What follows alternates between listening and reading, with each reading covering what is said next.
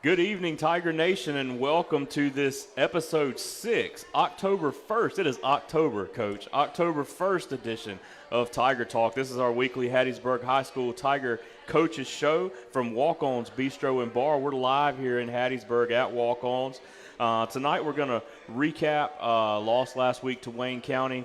We're going to preview this week's region matchup against the Pascagoula Panthers, a team we haven't seen. We haven't played in a while. Has it been 2 years? 2 years or 4 years? 4 years, maybe. Yeah, maybe so. And it's going to be a fun night. We're going to have a good time. We've got people here. We appreciate all of you watching online, and we're going to have a good time tonight. Definitely watch us through Facebook Live, the Hattiesburg High School Athletics Facebook page, or HattiesburgTigers.com, or come join us every Tuesday night at 7 right here at Walk-On's Bistro and Bar in Hattiesburg. I also want to tell you I've got my stream up here, so if you've got questions for Coach Vance or you've got comments, you just want to shout out, you want to check in, whatever, let us know. I'll read it and we'll talk about it, and I'll let Coach Vance answer all the questions that you want to ask. So interact with us here, chime in, let us know you're watching. Coach Vance, head coach Tony Vance right here. How's it going, Coach? Thanks for being here. It's going good, man. It's October, and you said that while it's October 1st, I thought about one of my favorite baseball players of all time, Mr. October. Mr. October. You know who Mr. October was, right? Mr. October was. Come on now. I don't think you know. Was it Ricky? No. Okay, who was it? Reggie Jackson. Reggie, not Ricky. Mr. October. I was thinking Ricky Jackson. Look, I'm a Saints fan. I was thinking. Anyway. Go Saints. Who dat? Who dat? I thought you were a Raiders fan. I am. My wife's a Saints fan. That's right. Well, she's the smart one. Monday night, I was a Saints fan. We knew she was the smart one. Yeah. Never thought I would see a Sean Payton team not score a touchdown, win a game. 4 field goals. My house was divided Monday. Deuce is a Cowboys fan. He sure is. Wife's a Saints fan. He went to bed early, so. He knew it was over. Yeah. He knew it was over. Yeah. All that trash they were talking. Oh, man, it was bad. He knew it was over. Well, let's get started. Let's talk about this week in the state of the program outside of Hattiesburg football. I know you're doing some research before you got here. Yep. Let us know what's going on.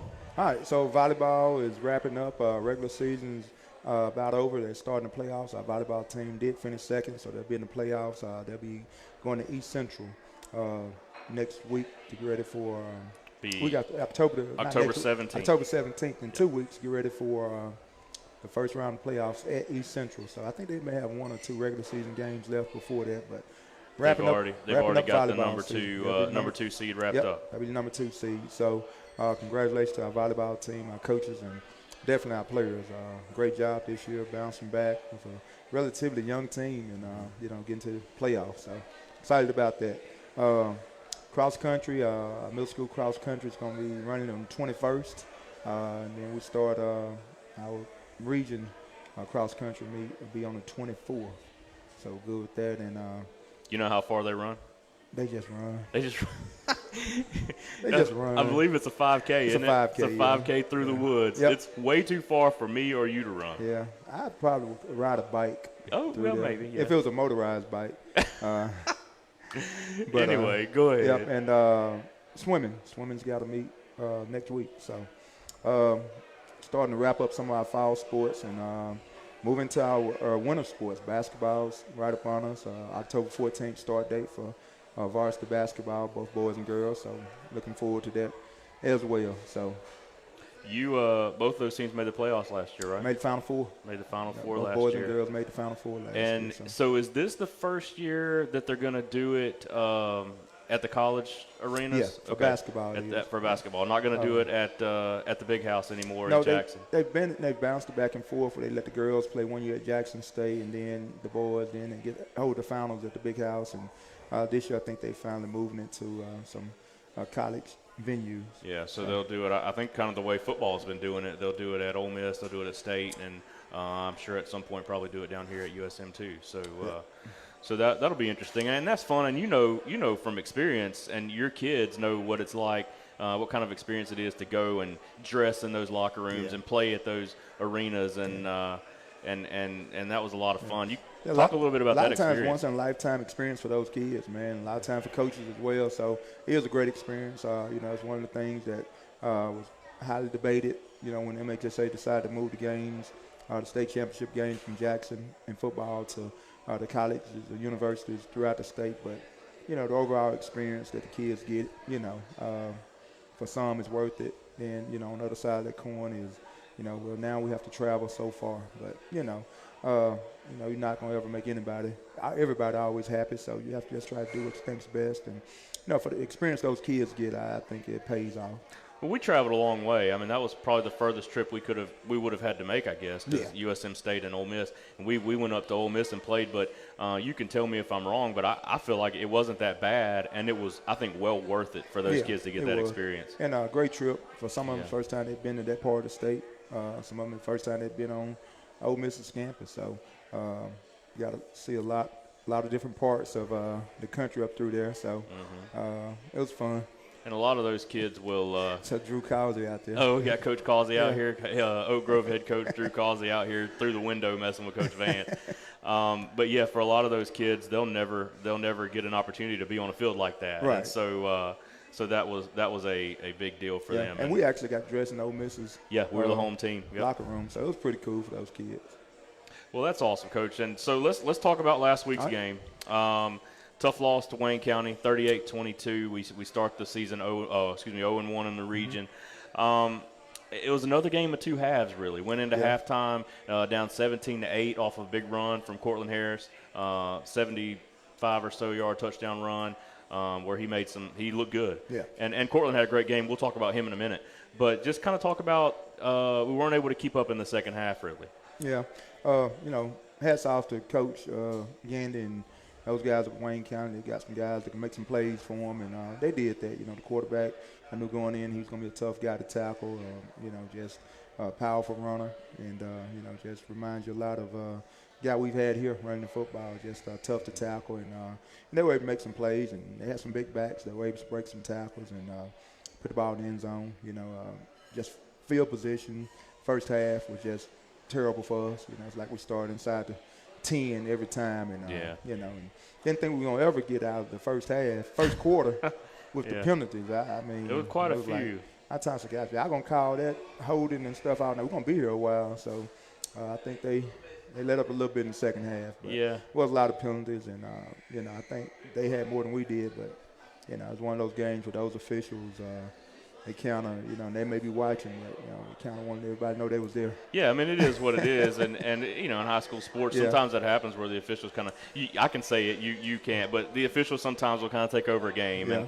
And we saw a little bit of that at Laurel this year too, where the officials kind of take over a game. But Chad and I – it was me and myself and Chad Davis on the call this week, and we talked about that. It was kind of a flag fest there in the first half, first quarter, and it came back around a little bit toward the end of the game too. And think about when that happens, man, it's hard for kids getting a rhythm on either team. Right. Just now they're playing a lot timid and just scared to, they're gonna call for holding or blocking the back or whatever the case may be. And and I'm one of those. If it's there, fine. It affects the play, you need to call it. But if it's some way away, it doesn't affect the play. Talk to the kids, let them go, and that's But that's just me. And I'm a former official. I officiated basketball 15 years, so I get it.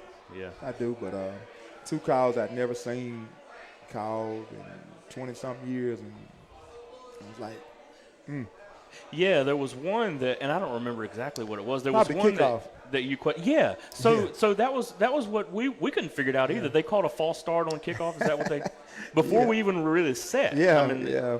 And so I was down at the other end, talking to our communicating with our kicker, kind of let him know I want the ball. Mm-hmm. And I look up and we got one running off the field. I see the flag. I was like, y'all don't tell me we have a 12 out there. And look up like, oh, we didn't have a 10. Yeah, I was going to say, in fact, we had 10, I think. Yeah. And so I was like, what's the flag for? And so I called timeout. And what's the flag? And coach, it's a false start because one of your players stepped over the line, before the ball was kicked. And the rule says you can't be past the 35-yard line. Mm-hmm. Okay, you can't be on it. You got to be in front of the 35-yard line before the ball's kicked. So, you have time to settle and get set as long as you're not taking off past the 35 before the ball kicked. And I'm not even sure they're ready for play whistle had blown. And the flag came out, and I was like, I'd never seen that called. And, but That's kind of like officials, and it's like kind of like when an offensive tackle runs up to the line and then realizes he's passed the ball and has to back up. Yeah. If the ball hasn't been snapped, or if he hasn't set, if he's not set, then you can adjust. Or coming out of timeout, you're exactly right. But I don't know.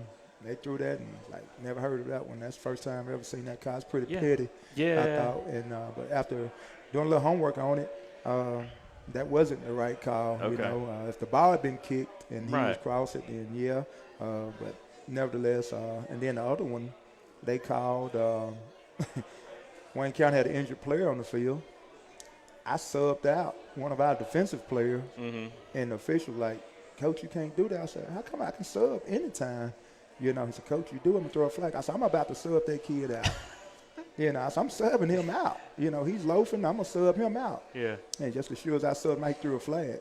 Yeah. And I said, "Okay, what's the flag for?" He said, "Unsportsmanlike." I said, "On who?" He said, "On you." I said, "For what?" He said, "You're taking advantage of the situation." I said, "Okay, what rule am I breaking?" Yeah. You got an injured player on the field. We're going to be here for a minute. I can sub, and again, after doing my research, I was right. Okay. Again, you can sub at any point in the game. Yeah. So it's not a So unsportsmanlike call. that's the unsportsmanlike that we didn't understand. Yeah. So there were two that we didn't know what was going on. I knew that they called false start on the kickoff. Y'all weren't the only one. Officials didn't know what was going on either. All right. Well, we'll stop bashing officials now. David Curry is watching. He says, "Bird What's up, built Big baby." Jim Grubbs is watching. And we do have a question coming up. We'll get to it in just a couple of minutes. But talk about, again, I thought the defense played pretty solid. I thought, it still kind of took a little bit for the offense to get going. And do you feel like there was some fatigue in the defense toward the end of the game? Yeah, definitely. Again, way too many snaps for our defensive guys. But, I look out there and I see some guys, continuing to get better each and every week. And that's the thing that, again, that, okay, we're going to be okay eventually, but just continue to get better, continue to work, and, have a chance to get some guys out there and play a lot. So, Cortland Harris, one of those guys, and just, he's going to be a much better football player, because of what he's doing, I guarantee you. And so, again, we talk about the fatigue. What have we got to do just in general to kind of get the offense going? What's going on there? I think just execute. We got, again, when we win, it's because we're doing a pretty good job on the offensive front most of the time. And when we're not winning, it's because we're not executing very well, whether it's, not pass protected, not run blocking well, or not catching the ball, or not hitting the hole. So at the end of the day, a lot of time is, execution and effort, and that's just part of it. But we just got to keep working at it, man, and, push those guys each and every day to get better. And, we got to do a better job as coaches, and, so everybody's in it together. So it's not, one thing I could point the finger at. It's all us in there together, and we've all got to do a better job. Let's just stick to the plan. That's it. That's it. It's a process. So trust it and keep working, keep grinding, and that's what we're going to do. Well, and it's worked for you for years. Yeah, it's worked, so, and it'll work again. I'm reminded my first couple of years here, and, we went through what we had to go through, and we fought through it, and we did things the right way, and, look where it got us. So, we're back there now just trying to make sure we're doing things the right way. The foundation's been laid, and we're going to build on it and keep working. And, these younger kids that we're playing, they're going to grow up, and, the ones that are not very experienced, they're going to get better as we go. They're definitely getting experience right now. Yep. They're getting experience right now. And we talked about Cortland. I thought Cortland did a really good job on both sides of the ball, but especially running the ball. He was kind of forced into action, got the load of the carries, and I thought that he did a good job. Yeah, he did. We know we're going to get from Cortland when he gets out there, man. And he's one of those guys that, giving himself for the team, and we needed him on defense, and he's accepted that willingly, and we're still able to give him some carries on offense. So, he kind of cramped there lately, but, he's probably had 80 snaps, though, or more. Right.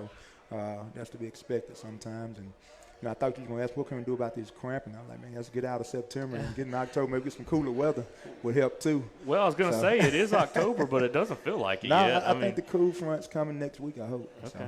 So. And it wasn't terrible. Chad and I talked, the weather was decent, but down on the field, it's hotter. Yeah. But, yeah, there's some cramping. And we talked, it's funny because we talked on probably episode 3 of Tiger Talk about our team. We haven't seen the cramp. Yeah. We haven't seen it. And so here lately we've seen it a little bit. Yeah. Again, you talk about kind of fatigue, and you talk about one unit being on the field longer than the Yeah. other, and then we've got some guys that are playing both ways Yeah. right now, and that plays a factor Yep, too. But definitely. But we're not the only team cramping either. I mean, other teams are doing that too. But Jordan Willis a little up and down, but I thought he finished fairly well. What do you see from him? Just same thing each week, some plays that, he's not executing the way we want him to execute, but he bounces right back and he makes some plays, and you see bright spots and, things that, a year from now, mistakes he won't make. I call them growing pains. So, but the kid's a winner, man. He is, he's one of those guys that you want on your team. He's one of those guys you want in your locker room, you want around you. And, high character kid, man, just, great individual, man. And he's one of those guys going to be a winner in life, man. And, we're excited about the future with him. He comes out and gives you what he's got. No doubt. He comes out and gives you what he's got, and whether it's going good or bad, he's going to come out and give you the next play. And he's not one of those guys going to hang his head. He's going to take coaching, and, he's going to go out there and try his best. And, that's all you can ask a kid to do. Yep. I thought Nakari Gray did a good job as well, carrying the other part of that load Friday night. Yeah, another great kid, man. Just a great human being he is. He's another one of those guys that, you want on your team, you want in your locker room. Just a really good kid, man. And two kids that you never have to worry about teachers calling you about or saying, hey, he was late for class, hey, he needs to get his grades up. Those guys are, they're studs when it comes to those things, man. They do things the right way. Yep. And I know that's something that you value in your program, even over athletic ability and playing and all that. I mean, I know you value that in your program, and that, again, that's part of the reason that you've been successful, and that your teams have been successful. But you've got, even when things aren't going well, we're 1-4, 0-1 in the region, and again, it's not over by far.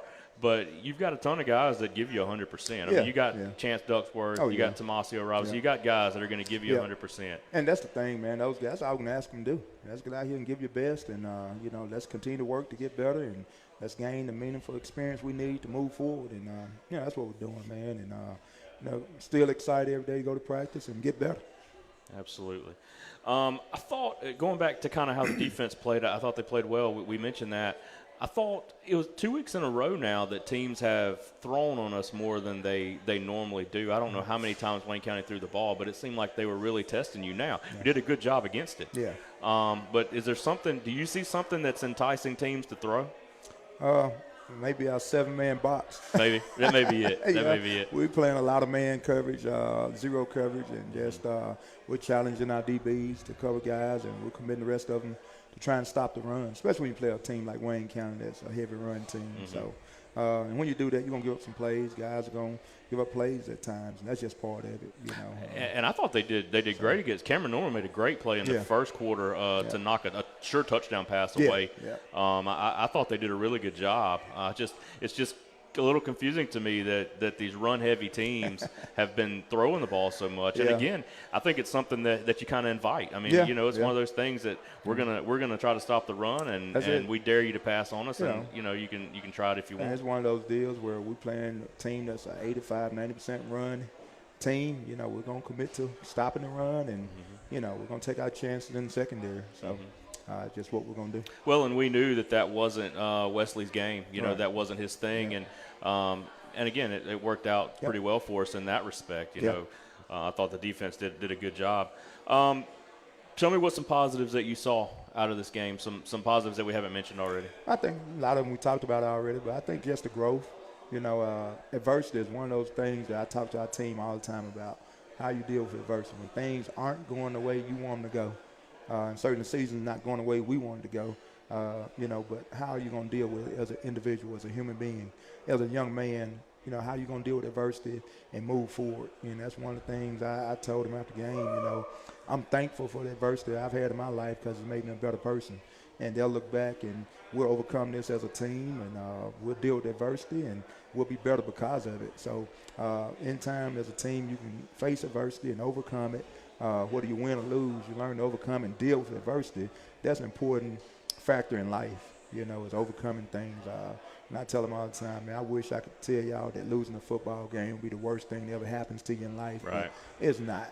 and I'd be lying to you. But, and if losing a football game is the worst thing that ever happened to you in life, you're going to have a great life. Yeah, good for you. So, we try to keep it in perspective for them and just make them understand that you're going to deal with adversity in life. Things not going to always go the way you want them to go.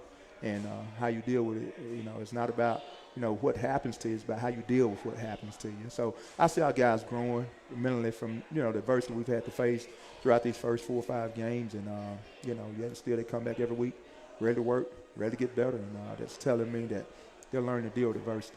There's something to that saying that what doesn't kill you makes you stronger, That's it. right? That's it. Anything that doesn't kill you only make you stronger. So there's something to that. And then again, on the other side, what are some things that you're working on right now? What are some things that you think that we're right there, just got to get? I think, one thing we work on constantly is tackling. Mm-hmm. Every day we're going to do some form of tackling at practice. We're going to block every day. And to me, at the end of the day, when you throw schemes out the windows and all the X's and O's, you got to block and tackle. As much as football has changed, those two things have remained a constant. You got to be able to block. You got to be able to tackle. But outside of those, man, working on some daily drills and some fundamentals, just, from ball security to, take away, teaching them how to take the ball away and just things of those nature every day, just technique. And those things we're going to continue to work on and build on and, just hope, that we get to clicking at the right time. Absolutely. Let's get got one question here from Deonica and Anthony Jordan. Do you worry about starting 1-4, 0-1? Do you worry about the fan base turning or kind of backing away, or do you think that they're still fairly strong? We'll be all right. I think our true Tiger fans going to be there, whether we 14-1 or 14-0 or 15-0 or 0-9. That's what I expect. That's what I expect from our fan base. Yeah. Great question. And to our fan base, if you're truly our fans, come support these guys through the good and bad. It does matter, whether you're there cheering them on or not. It does matter what you say. Your comments matter. They hear it. They see it on social media. Some of them live with those negative comments. Mm-hmm. And I ask people, this is what I ask our fan base, what's going to help us win first? You supporting us and being positive, or you not supporting us and being negative? Which one's going to help us be successful? Yeah. And I guarantee you, I know the answer to that question. Absolutely. You supporting us and being positive, what's going to help us be successful? So, does it matter? Yes, it matters, whether or not you come to the game. Do I worry about our fan base turning on us?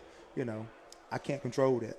Mm-hmm. I can control, what we do each and every day as coaches, how hard we work, what we demand of our players. And, at the end of the day, if, you're a high school football fan and all you care about is winning and losing, you probably need to look in the mirror. Yeah, absolutely. It's a lot of it is about the kids. And a lot of these people that are at these games are parents and aunts and uncles and family. And I tell people all the time, you sit there and you judge or talk about, that's somebody's child, and they're out there giving their best. Yeah. And a lot of times, for some of the people you hear from, you go back and how good of a high school football player were you really when you played? Right. And some of them were great high school football players, and some of them, I don't know. Well, high school football has changed a little bit too, It has, but, that's part of it. And, the social media, the different outlets that you have now to watch a game, whether you're in the stands or not.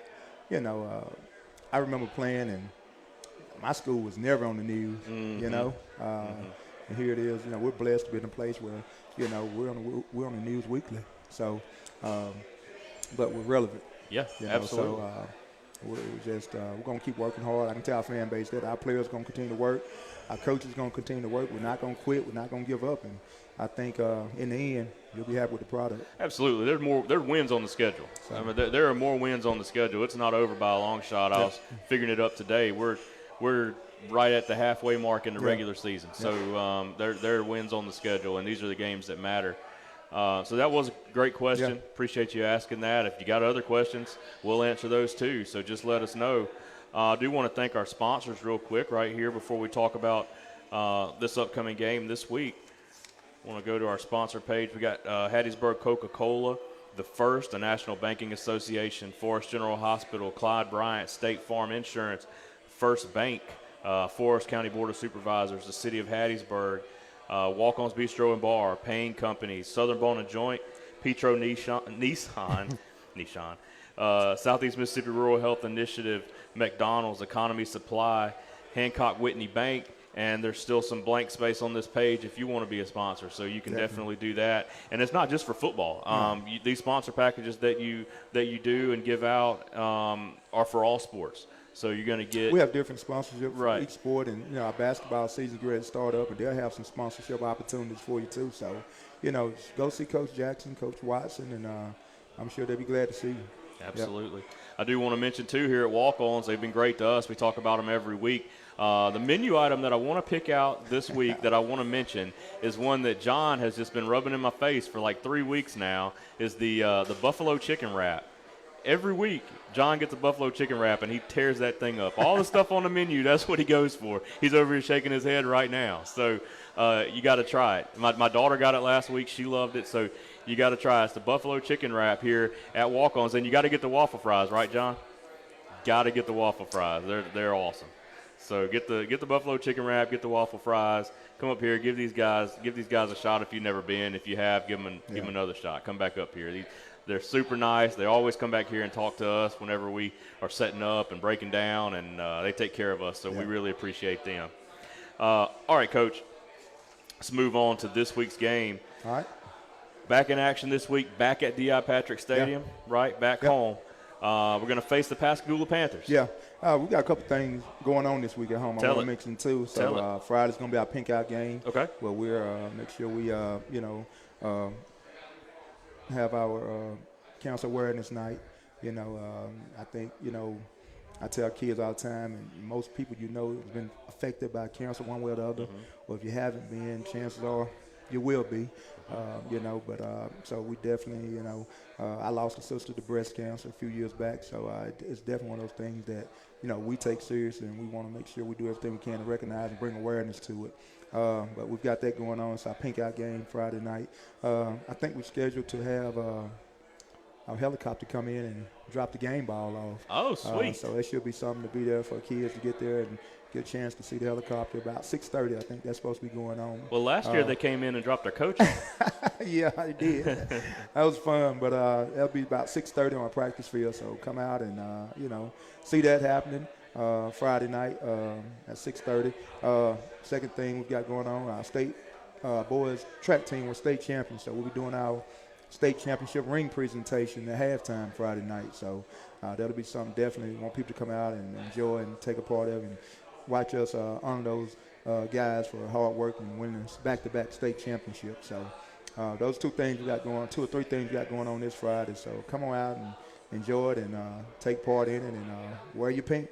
Wear your pink. Pink out. We had Miss Celeste Brown on here last week to talk about breast cancer awareness and her nonprofit, the Pink Lady. And if you didn't watch that, go back to last week's episode of Tiger Talk. Watch that. Check that out because that was great information for her. You can skip the Coach Vance stuff, but definitely watch the part where Miss Celeste is talking and talks about breast cancer awareness and what to look for and that kind of stuff.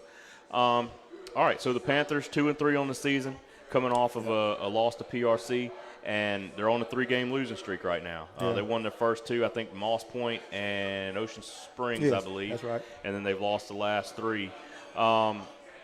They average 21 points a game, and they like to do it on the ground. Yeah. Right? Yeah. So they got a couple of running backs there that they like to ride. Number 7, Walker. Number 32, Barnes. Seven's the guy. Seven's the guy. Seven's the guy, and he's really good. He is. He'll be one of the better backs we've seen this year. And he's a kind of do-it-all guy, too. They'll put him in a few different places on the field and get the ball to him. And but he's a really good running back. He can do some things with the ball in his hands. So, he's the guy that we've got to stop or slow down at least. Yep. Offensively, they're going to line up and they're going to get in some too tight 22 personnel, 2 back, 2 tight end, and they're going to come down here and, bloody your nose and see how much you like playing football. Big boy football. Yeah, and they're going to do that a lot. They will get in the shotgun some, but that's not where they're going to make their living. They're going to line up, get under center, and run the football. That's what they want to do. So, in this time, we talked about high school football's changed, and in this day and age of high school football, you honestly don't see a lot of teams go under center anymore. You don't, and that's the thing I think that sometimes makes that stuff difficult to defend because it's hard to duplicate it in practice. Yeah. But that's what they like to do offensively. Defensively, they're going to be another, odd front, 3-man front with some big old guys on the defensive line, number 92 and think 97 is the other one, but they got some big guys on the defensive front, man, and another team going, they're going to stack the box and make you throw the football. Now, do they come after the quarterback, or are they going to? They do blitz. They run multiple blitzes. We were sitting there watching film Sunday, and just, I think Coach was up to about 6 or 7 different blitzes that they're going to run. So they're going to blitz and stun a lot. So, we're going to have to make sure that our offensive linemen head are up and, they're taking their keys and executing their assignments, keeping our quarterback off the ground. How did going back to last week, and it kind of relates to this week, but we talked about how good Wayne County's defensive line is. Did you feel like the offensive line did okay against them? I feel like overall they probably held their own. Obviously, you want them to play better, but we were able to do some things, running the football against them, and I think we're getting better there. I think we're getting a constant 5, and that's a group we rotated 6 or 7 guys all year, and so I think we're starting to try to find 5 that can get there and get some chemistry built, and that's a tough thing to do when you're starting 4 new guys on the offensive line. It's just trying to find the right 5, and I don't know if we've started the same 5 in a game yet. Whether it be injury or another guy's produced better in practice or whatever the case may be. I think it's almost been a different 5 every week. So that's one of those deals, man. And the reason I asked that is because I thought that they did. I thought they did a pretty good job against those guys. Because I think we only gave up 1 sack. Yeah. I think that was late. So, right. That defensive line was getting after it. I mean, you could see. And I thought they did a decent job against them. Yeah. And the other part of the reason I ask is good practice for this week. I mean, our guys have seen now a couple of teams that are going to come after you. And they're only, like we said a while ago, they're only going to get better from it. And so we can get 5, 6 guys that are consistent up there. I think they're only going to get better from that. Yeah, that's the thing. You get so spoiled when you've had like you go back to the last 2 years. You've had your John Miners and Reginald Wilsons and Demetrius Allen and those guys that started for 3-4 years. And they graduate them guys, and now you got a new group. You kind of get spoiled with that group of veterans, man, and now you got a totally new group. So but those guys are working hard. They are. So, I'm not going to sit and act like they're not. They're working hard to get better. And Coach Nelson's pushing them to get better. And that's all you can do. I'll tell you from experience, offensive line in high school football is not easy. No. It's not an easy position to play because there are some freaks on the defensive side in high school football, and it's not easy to block those guys. Your better athlete's not going to be on the offensive line. Your better athlete's going to be over there chasing the quarterback on the defensive line. So it's not an easy position to coach. You got 5 guys. You got 5 moving parts there, and, you got to try to watch all 5 of them. And that's a tough job for offensive line coach to do. He's responsible for more guys on the field at any given time than anybody else. And a lot of people think that it's just snap the ball and block the guy in front of you, but it's not. There's so much scheme, and you got to have all 5 guys doing the same thing. Yep. And it's, again, I only know this because I did it, but, a lot of people don't understand just how much goes into that offensive line. I mean, it's a lot. Yeah, it's a lot. It's a lot. So it's not easy, and you do, because it's so much about scheme and that kind of stuff, you get better. Yeah. It does get better. Yep. Technique and that kind of thing. It gets better the more you do it. And so you talked about the running backs. They got a quarterback. It looked to me like they start a freshman, number 10. He is a freshman. I talked to a coach this week. He is a freshman, and they're excited about him moving forward too. So we're going to have to try to make him as uncomfortable as possible come Friday. How does he look on film to you? He's going to be okay. He is. I think, you could tell he's a freshman, some of the things he does, and you can tell he's a first-year starter, but he does a good job of managing the offense and, not getting them in binds. So that's the thing. A lot of times we got young quarterback. You want them to be more of a manager and just, learn to manage the game, and later on depend on them to win some games, whether with the feet or with the arm. Yeah. So. And, and it probably makes it a little bit easier on him when you do play that big boy downhill football where he just got to turn around and hand it off. Yeah. You don't ask him to do too much, and he won't make too many mistakes. That's true. At what point, now again, 0-1 in the region, that's it. Mm-hmm. But at what point do you start to think, all right, we got to get some wins? Oh. I mean, I know now. Yes, now. But at what point is it critical? I mean, you've been in this region for several years now, and I mean, how many wins does it take usually? 4 wins is what you're going to normally have to get in the playoffs. Okay. Sometimes you can get in with 3 division wins, but typically you get 4 division wins, you're going to be in the playoffs. Certainly we want to win the rest of ours. But there's not a game on our schedule where we can say, oh, man, we can afford to lose that one. We can't afford to lose anymore. Right. We got to try to go out and win every last one we got left. Yep. Yeah, and the reason I asked that question is to let people know that we got a long way to go. Yeah. We got a long way to go. And like I said, there are wins on this schedule. I guarantee it. I guarantee it. If we don't win another game, you can come to me and tar and feather me if you want. But I mean, there are wins on this schedule. So we're going to be fine. It's a long way from over. How's practice been this week? Not bad. Of course, had a JV game yesterday, so short day. Monday is more of a preparation day for us. Just, kind of showing them what we're going to face this week and working some special team things. Today, better practice today, I thought, and, looking forward to tomorrow. Yeah. People too want to know about the future of Hattiesburg. What's your JV look like? I mean, are they getting good work? Yeah, they are. We we didn't play 9th grade football this year, so we combined our 9th graders with our JV guys. So those guys been fun to watch all year, and you watch them. They've gotten better every year, and got the first win last night. So awesome. That was exciting to watch them. Go out there and finally get a win in JV, and those guys. And I tell people that's their Friday night. So come out and support those guys and. They enjoy it, but they get after it, man. They practice hard every day, and you get a chance to get them out there on, JV night, and they get to play, and it's fun. Absolutely. Now, who did they play last night? Petal. Yep. Okay, so they got the first win against Petal. Yep. Awesome. So, that's fun. Now, what was your reasoning for, and there may not be anything other than just not having enough kids, what was your reasoning for not doing 9th grade? Well, I think the biggest thing is just, we've got some JV kids that we know not going to be varsity kids, and not enough of them to just have a JV. Yeah, okay. Then we have some 9th grade kids, and probably not quite enough of them just to have a 9th grade. Gotcha. So it's kind of one of those combination of things. Let's combine them and play them all together. And the advantage is giving us, we've got to practice with them every day. They've been practicing with us every single day. So, when their time rolls around next year, they're going to be familiar with the way we practice and the way we do things, what we call it, and all that stuff. So I think, you'll see that pay off for us in a year or two.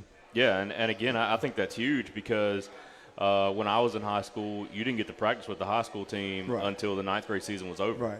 And so you didn't. Maybe the last 3 games of the year, you got to practice. That's awesome that they're getting to practice with guys like Jordan Willis and Cortland Harris and these guys getting to see that and the work ethic and that kind of stuff to put in. And that's great. So.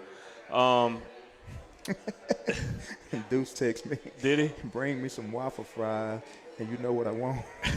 He wants waffle fries and cheese. He's listening. Yeah, the cheese. He wants the loaded waffle fries. Yeah, the loaded waffle fries. That's another one that we'll have to talk about another day. But the loaded waffle fries, he sat over there, and while we were talking I think it was last week or week before, and Coach Vance was like, hey, save me some of those. We got done talking or got to the break, and they were gone. Deuce tore them up. So they were gone. The loaded waffle fries are fantastic. Let's see. Tamika Jackson says number 55, Nemo.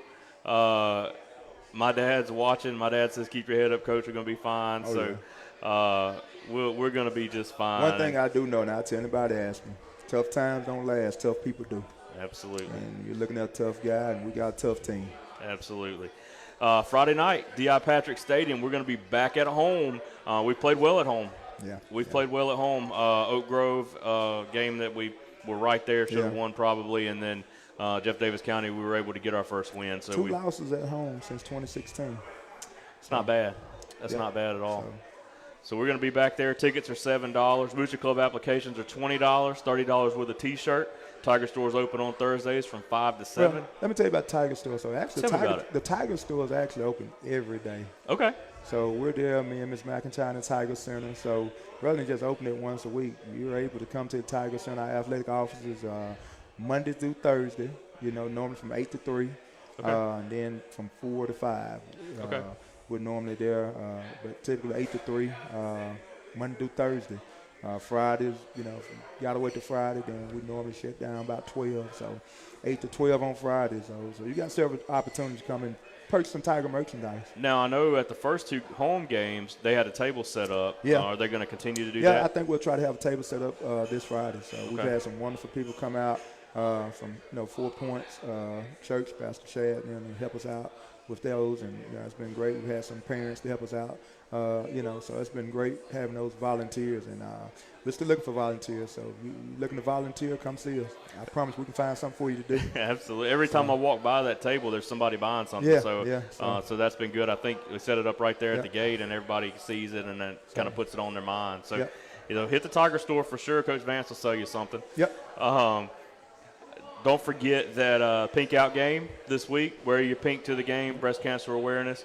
The helicopter's going to drop the game ball at 6:30 on the practice field. That's it. And then we got the state championship ceremony. You said we're doing that at halftime? At halftime. State championship ring ceremony at halftime of the game. So a lot going on this Friday, even aside from having Pascagoula in town. So a lot going on. We're going to have a good time. I want to thank all of our sponsors again. I'll do it one more time. We'll call them out. One more time, man. Hattiesburg Coca-Cola, the First, the National Banking Association, Forest General Hospital, Clyde Bryant State Farm Insurance, the First Bank, Forest County Board of Supervisors, the City of Hattiesburg, Walk-On's Bistro and Bar, Payne Companies, Southern Bone and Joint, Petro Nissan, South Mississippi Rural Health Initiative, McDonald's, Economy Supply, Hancock Whitney Bank. I want to, again, invite everybody to come out to Walk-Ons Tuesday nights, Tiger Talk, 7 o'clock. We're here. I want to encourage you to watch us, the stream online. We usually have anywhere from 1,000 to 1,300 views every week on it, so watch us. But if you watch live, chime in, let us know. We'll give you a shout-out. We'll ask Coach Vance all the hard questions that you want to ask him. This Friday night, listen to the game. We'll be on 92.7 FM, The Score. We'll be on HattiesburgTigers.com live stream and on Hattiesburg High School Athletics Facebook page live stream.